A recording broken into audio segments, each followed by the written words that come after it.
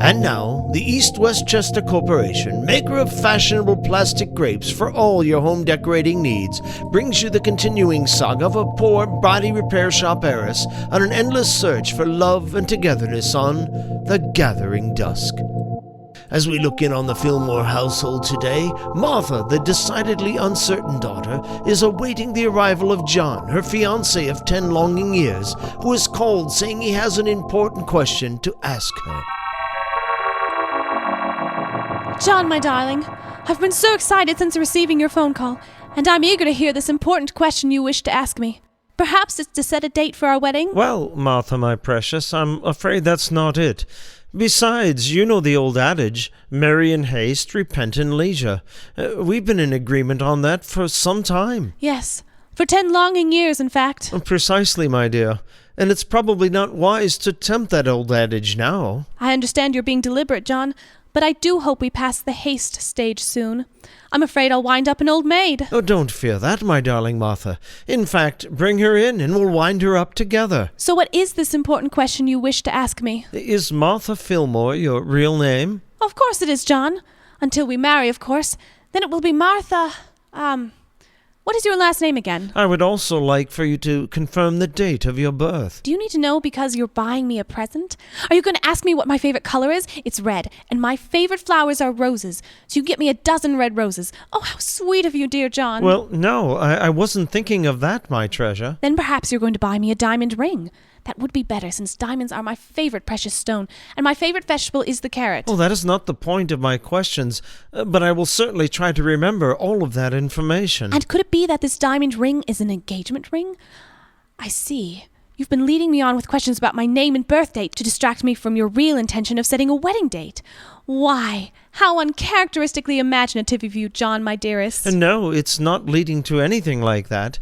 Besides, I already gave you an engagement ring. I know, but I seem to remember reading an article which stated that engagement rings expire after 10 years, especially after 10 longing years. I hadn't heard that, my beloved Martha. But I do need to ask you one more question. The answer is June 10th. Oh, that can't be the right answer to my question. No, it's correct. June 10th is the date on which I want to become your wife. But the question I wanted to ask you concerns your Social Security number. I need for you to confirm it with my records, my precious love. I don't believe I'm legally obligated to confirm my Social Security number for you until we're married.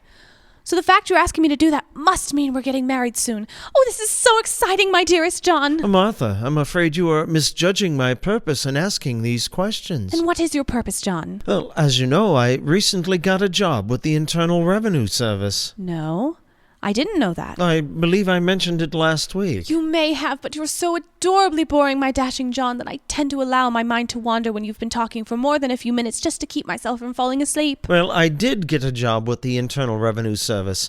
You see, I'm a tax collector. I have been assigned all of the taxpayers whose last names begin with D through F.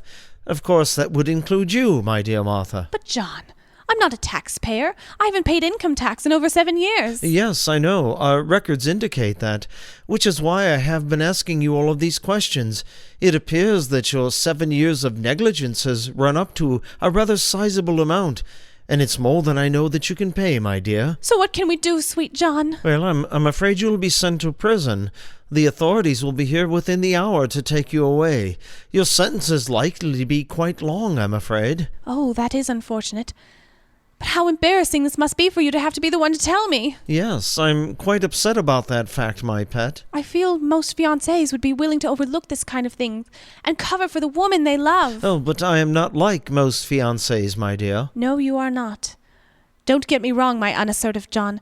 I do admire that you've always put great care into your work, and next to how adorably boring you are, that's what I love about you the most. Although, I must admit, it gives me little comfort now. Oh, don't frown, my sweet Martha. I don't want to remember you this way. Well, what I fear most is that once I'm in prison, you'll meet someone new, fall in love with her, and get engaged and forget all about me. Oh, nonsense, my dear. I will write you twice a week.